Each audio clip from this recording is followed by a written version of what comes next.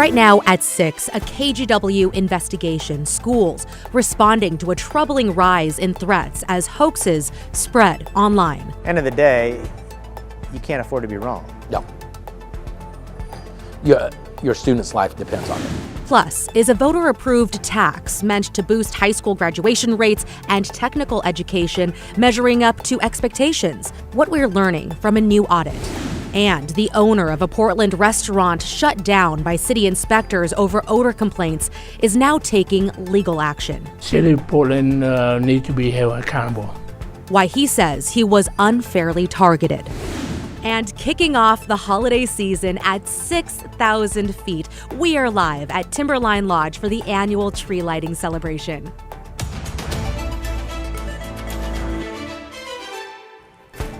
Thanks for joining us. I'm Christine Pitawanich. Tonight, a KGW investigation into the onslaught of school threats across Oregon. Incidents have nearly doubled in the past 2 years. Investigative reporter Kyle Aboshi is here with us now. So Kyle, what's driving this increase? Well, most of these threats turn out to be unfounded. They're a hoax, but police and school administrators can't take any chances. 3204 and 3203, please respond to Hermiston High School. We have a report of shots fired at the school. Where in the school is this occurring? I just received a call on the business line from a who states that this is occurring in classroom number 35, that there are 5 students injured. The report from him in regard to a hand injury, a back injury, and a stomach injury. We do not know if this is an accurate reporter or if this is a scam call. 3204, in route. 1157. On February 21st, 2023, emergency dispatchers in Eastern Oregon received a phone call about an active shooter at Hermiston High School. It was that kind of feeling like at first nobody knew. And we're all looking like nobody knew. All units are on scene. More than 20 police officers from around the region responded to the scene. The school went into lockdown. Armed officers entered the building and quickly determined the threat wasn't real. There was no shooter. Per officers, fire can stand down as if this is a false alarm. It kind of started to click like, okay, this isn't real. This hoax is a vivid example of the challenge facing police and schools across Oregon and around the country. The onslaught of school threats has terrified students and their families, causing some kids to stay home and forcing the temporary closure of campuses. Another school in our area has been targeted. This is one of many that have come in. Again, the district says school is still canceled going into Friday. There's no comprehensive data on how often these threats happen, but records obtained from the Oregon Department of Education show over the past 3 years, there's been a significant increase in student discipline for threats of school violence. For the past 2 months, KGW has been investigating these incidents to try and find out what's driving this increase in school threats. You're going to hear about the gun threats. You're going to hear about the school shooting threats. What you're not going to hear is some of the threats that come from our students who are struggling from mental health or other behavioral issues that create threats within the school walls. School resource officers say they've become inundated with social media posts displaying images of guns, lists of schools or targets, and threatening warnings to stay home. You know, kids making statements, well, I'm angry, so I should just shoot somebody, or you know, making those kind of comments. So vague, but yet it's not something we're going to ignore. School safety researchers say copycat threats typically increase after high-profile shootings, and there's often an uptick at the beginning of every school year, as we saw this fall. Well, just days after schools in Oregon and across the country saw an uptick in school threats, another school in our area has been targeted. The vast majority of school threats prove to be nothing. They're unfounded. But, end of the day, you can't afford to be wrong. No. Your student's life depends on it. Threats of violence are nothing new, but social media and direct messages make them more visible and lasting. What prompts a student to make a threat? Well, sometimes those are about students that actually intend to cause disruption, right? So they want to shock people. Maybe they want to cause chaos in their school. But I think that's kind of a small percentage of threats. Most of the threatening communication we see is about kids that are communicating with friends or communicating with others in an inappropriate kind of a way. School safety experts say parents and kids could be making the problem worse by reposting threats on social media instead of just reporting to police. And those threats may not even be local. It could be Salem, Massachusetts, not Salem, Oregon. I think sometimes people think they're doing the right thing by reposting those messages, but unfortunately it's just spreading that panic and fear throughout a community. The increase in school threats poses a risk to all schools. The challenge is responding appropriately by taking threats seriously, reporting them to police, and encouraging kids to come forward with concerns. It's all of our responsibility to keep our communities safe and to keep our schools safe. This is just a portion of our investigation. For the full story, go to the KGW Plus app. You can download it for free on Roku, Apple TV, and Fire TV. You can also watch the investigation on KGW's YouTube channel. Okay, really appreciate you digging into this. I know a lot more to come on the story as well. Thank you, Kyle. Okay, now we are taking a step outside. It was a snowy scene today in the Dalles. This is a time lapse from our sky cam at the Oregon Veterans Home, and you can see, or maybe not see, it's really hard, the ground there in the hills covered with snow. This is overlooking the Columbia River. Now, North Wasco schools started 2 hours late today, and the South Wasco district canceled classes altogether. Also, pretty snowy up at Timberline Lodge at Mount Hood. Chief Meteorologist Matt Zaffino there right now. Tons of people behind him. Matt, so excited for this tree lighting this year. So exciting, Christine. And you know what? The anticipation is just palpable. Everybody got really quiet here as we're about to go on live TV, but we're going to be singing in a bit. Oh, here we go. Here's the energy. Should we light the tree up? What do you think? All right. We've got Zane and Boone, who are over here in the corner, right? Somewhere back here. Going to light the tree. And we're going to do a countdown from 10. We ready? Let's do this. Here we go. 10, 9, 8, 7, 6, 5, 4, 3, 2, 1. Oh, yeah. Beautiful. It is officially Christmas time at Timberline Lodge, Mount Hood, the Cascades, and throughout the state of Oregon. What a beautiful thing. Shannon, we're going to sing a song?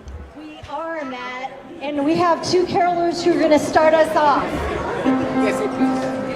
Oh, the weather outside is frightful, and the fire is so delightful, and since there's no place to go, my favorite part. Let it snow, let it snow, let it snow. Oh, it doesn't show signs of stopping, and the cries of corn for popping. The lights are turned way down low.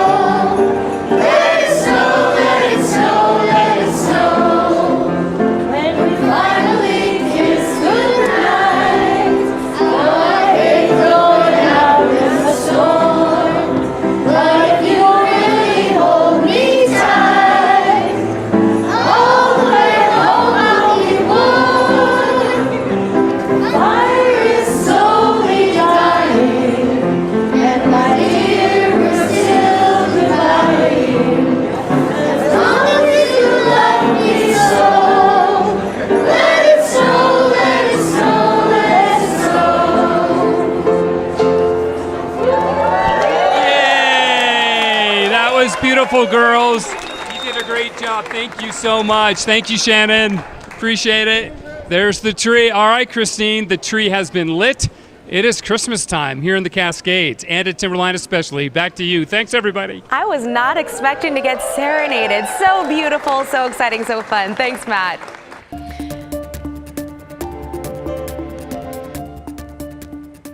Now to Salem, where Oregon lawmakers have just wrapped up a brief special session within the last hour or so, passing a bill to pay for this year's record wildfire season. They're sending $191 million to the Oregon Department of Forestry and $26 million to the State Fire Marshal's office to pay outstanding bills and personnel costs. The federal government is expected to eventually cover more than half of the cost of fighting this year's fires. We spoke with the state lawmaker who lost his home in the 2020 Beachy Creek fire. He says the state needs to take a more proactive approach when it comes to wildfires.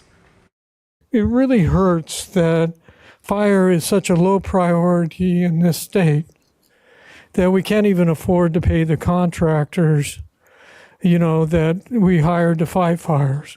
But it goes a lot deeper than that. We're fighting fires like it's the 1800s. What a statement. The legislation now goes to Governor Tina Kotek to sign. In your headlines, a terrible situation in Washington County tonight, where authorities say a father shot and killed his 16-year-old daughter, then himself. Deputies say it happened yesterday morning at the Baseline Woods Apartments in an unincorporated part of the county. They say the shooter is 45-year-old Nicholas Alexander. Records show he was a corrections officer at Coffee Creek Correctional Facility, and he'd been on a leave of absence since early October. His daughter was a student at Century High School. Staff have sent out a letter to students and families. If you or someone you know has thoughts of suicide, there is always help. You can dial the number there on your screen, that is 988, to speak to a trained crisis counselor 24/7. Now to some other headlines. Portland police say a man suspected of stabbing someone died while in custody. It started last night with a reported stabbing near a Plaid pantry on North Going Street and Interstate Avenue. An employee told us the person stabbed was another store employee on their way to work who fought back against their attacker outside the building. That person is expected to survive. Portland police say officers found the suspect nearby and handcuffed him without using force. Then moments later, they say he lost consciousness and died. According to Portland police, the medical examiner found no evidence that his death was caused by outside trauma. We're still waiting on the official cause of death. In the meantime, the officers involved are on leave, which is standard protocol. And Portland police have arrested two men they say stole more than $12,000 worth of stuff from the Lululemon store in Northwest Portland's Pearl District. Investigators say they tracked the thieves using Facebook Marketplace, where the stolen items popped up for sale. Posing as a buyer, officers set up a meet on Monday and arrested two men who showed up, 33-year-old Tyler West and 28-year-old Alexander Dunham. They're facing charges including first-degree theft and organized retail theft. Now to an update at a Northeast Portland restaurant forced to shut down after being fined repeatedly due to smell complaints. The owner is now suing the city of Portland. John Adams spoke with him this afternoon. So John, give us an idea of what he told you. Yeah, Christine, business owner Eddie Dong says he wants the city of Portland to be held accountable for the fines his business received that eventually forced him to close his restaurant location on Northeast Fremont Street in Northeast Portland. Now, Dong has filed a lawsuit against the city for $2.4 million. A city inspector fined Dong for the first time in 2023 for violating the city of Portland's odor code after the city received numerous complaints from a neighbor about the smell of cooking meat coming from the restaurant. Dong tried numerous things to stop the complaints from happening, like cooking meat off-site and cleaning the ventilation system, but that didn't stop the fines. He eventually closed the restaurant earlier this year because he was given no assurances that even a $40,000 air filtration system would stop the fines from happening. He fined me, and then he fined me again, and then again. Even after we closed, he still fined me. City of Portland needs to be held accountable. That's exactly what I want, and for my compensation.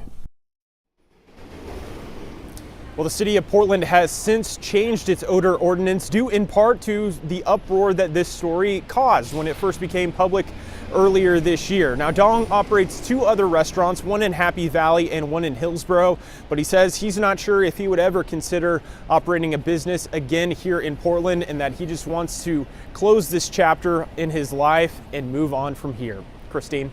Appreciate the update. Thank you, John.